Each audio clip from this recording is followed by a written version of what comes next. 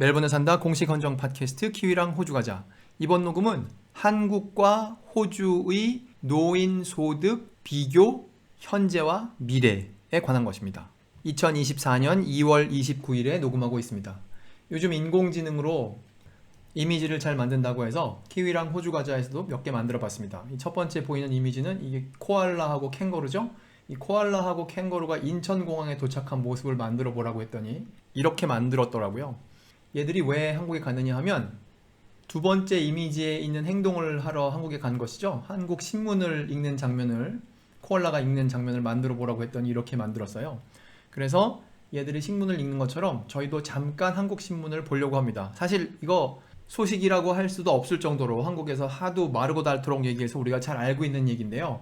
뭐 국민연금이 2050 몇 년이 되면 뭐 기금이 어떻게 된다, 이런 얘기 우리가 알고 있고요. 그래서 뭐 신문사마다 이런 그래프들을 여러 개를 그리고 있죠. 또 다른 이야기는 현재 국민연금 기금이 쌓여져 있는데 GDP 대비 45% 정도 된다고 합니다. 이것은 23년에 나온 기사인데요. 그것의 규모가 매우 크다.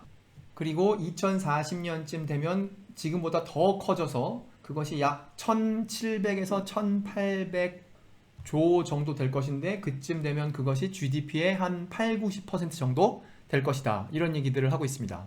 여기까지가 한국 이야기고요. 그 다음에는 간단한 표를 보려고 합니다. 이 한국과 호주의 제도를 비교한 것인데요.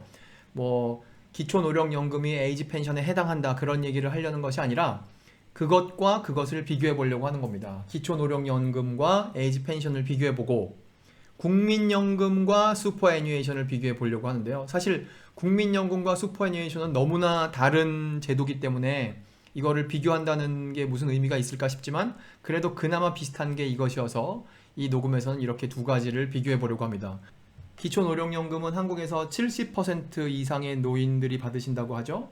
그리고 호주에서 에이지 펜션은 67세가 되면 주는데 뭐 받는 사람도 있고 못 받는 사람도 있고 적게 받는 사람도 있고, 그런데 왜 적게 받는지 혹은 못 받는지 그런 얘기는 녹음이 진행되면서 차차 알아보도록 하겠습니다. 국민연금의 가장 큰 특징은 그거를 사람들이 내면 어딘가에 그 돈을 모아둔다는 데 특징이 있죠.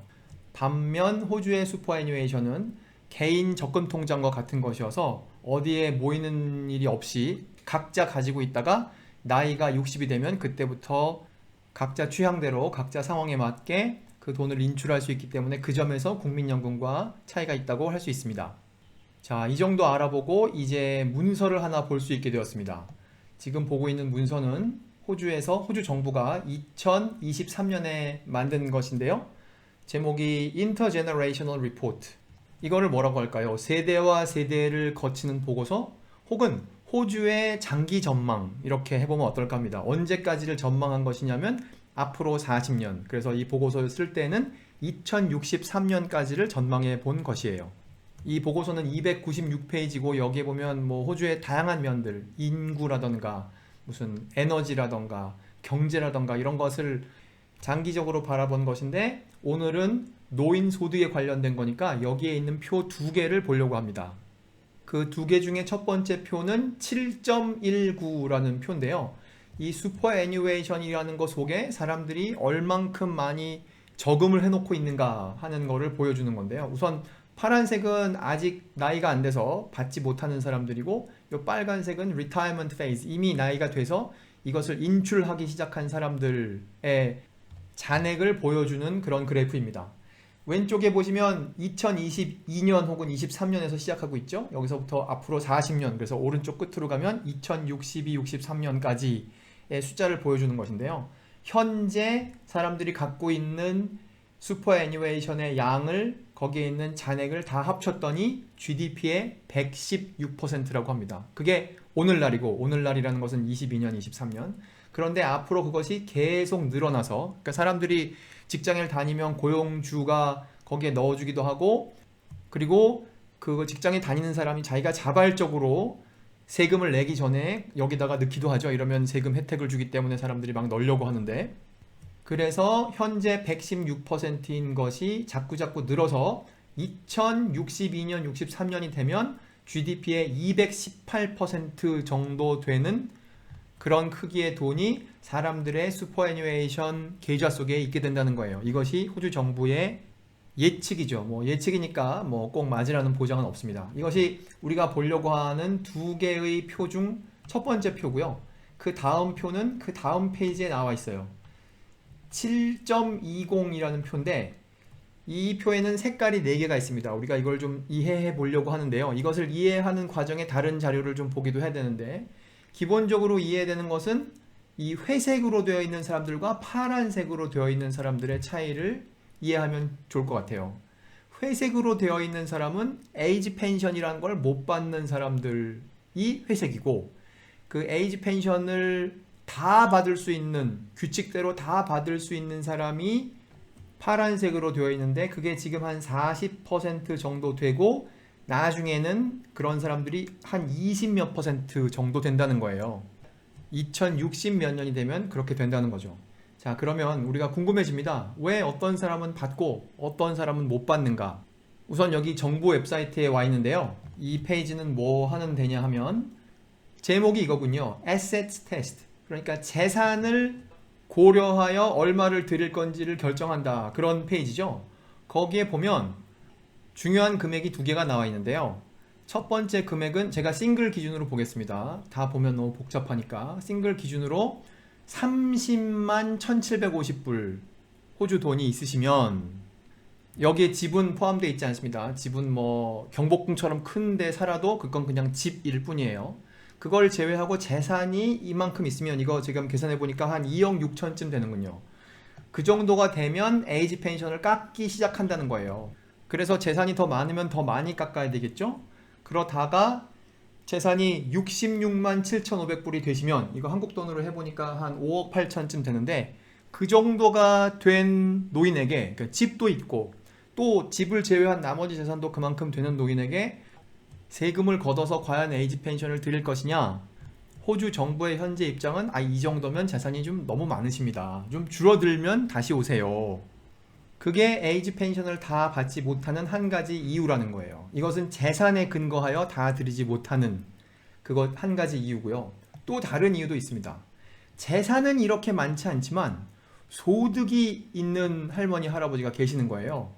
그래서 그 소득도 많지 않을 때에는 그게 에이지 펜션 받으시는 것에 영향을 미치지 않는다고 합니다. 한 달에 한 400불 정도까지는 괜찮은데 그걸 넘어서기 시작하면 조금씩 깎는 거죠. 그래서 여기 표에 보시면 싱글 기준으로 2주에 2397 이거 2주니까 한 달로 하면 한 4800불 되겠군요. 그거는 한국 돈으로 하면 한 400만원?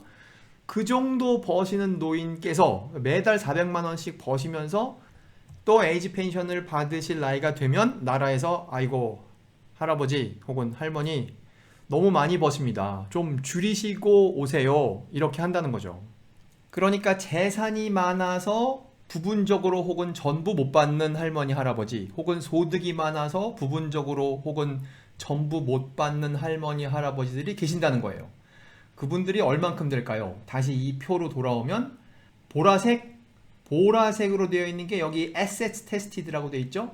재산이 너무 많아서 부분적으로 받는 사람들이 이렇게 많다는 거고 그리고 그 위에는 이거 짙은 빨강색 여기에는 소득을 고려하여 다 드리지 못하는 할머니, 할아버지라는 거예요. 그러니까 너무 많이 버셔서 조금만 받으세요. 이렇게 되신 할머니, 할아버지가 이만큼 계신다는 거죠. 그리고 그 두 개를 다 통과하지 못해서 받을 수 없게 된 사람이 이 회색인데 이 회색의 비율을 보십시오. 한 20에서 30 몇 %이다가 나중이 되면 한 40%가 된다는 거 아니겠습니까? 이 표를 대충만 봐도 안 받는 사람들이 점점 늘어나죠? 그래서 호주 정부에서는 뭐라고 그러냐 하면 2022년, 23년에는 GDP의 2.3%를 이거에 쓰고 있는데 에이지 펜션과 관련된 비용에 쓰고 있는데 2062년, 63년이 되면 그게 줄어서 2.0%가 된다는 거예요. 우리가 숫자를 굉장히 많이 얘기했는데요. 여기서 잠시 멈추고 생각을 해보겠습니다. 정부 입장에서 보아도 에이지 펜션에 들어가게 되는 비용이 줄어들 것이고 장기적으로 2060 몇 년까지 봤을 때 그리고 개인들로 봤을 때도 그것을 받는 사람들의 비율이 줄어든다는 거예요. 그러니까 나라 전체적으로 봤을 때는 노인들에게 가하는 소득이 줄어들지 않겠습니까? 그리고 이미 이렇게 안 받는 사람들이 있고 이미 이렇게 부분적으로만 받는 사람들이 있겠죠. 결과적으로 어떤 그래프가 나오느냐? 이거 지금 OECD가 2013년에 만든 것인데요. 지금도 추세는 비슷할 거라 생각합니다. 이 그래프의 가장 중요한 문구는 이거죠. Income Poverty. 소득만을 따지는 거예요. 그러니까 재산을 따지는 게 아니죠. 소득만을 따져봤더니 호주에는 안 받으시는 혹은 적게 받으시는 노인들이 많다는 거예요. 누가 적게 받고 누가 안 받습니까? 집을 제외하고 재산이 5억 몇 천이 넘어가면 나라에서 안 준다는 거 아닙니까? 그러니까 그런 사람들은 모두 여기 빈곤으로 분류가 되는 것이죠. 녹음을 마치기 전에 호주에서는 이 에이지 펜션이라는 것을 얼마나 주는지 정부 웹사이트에서 잠시 보도록 하겠습니다. 숫자를 간단하게 보기 위해 그냥 싱글 기준으로 보려고 하는데요. 여기에 2주 동안 1096.70센트라고 적혀 있죠. 제가 대충 계산해 보니까 한국 돈으로 1년에 한 2,400만 원에서 2,500만 원 정도 그렇게 준다고 합니다. 한국에서 들려오는 국민연금에 대한 소식, 그리고 호주 정부에서 발표한 장기적인 계획에 근거하여 양쪽 나라의 노인 소득을 생각해 보았습니다. 들어주셔서 감사합니다.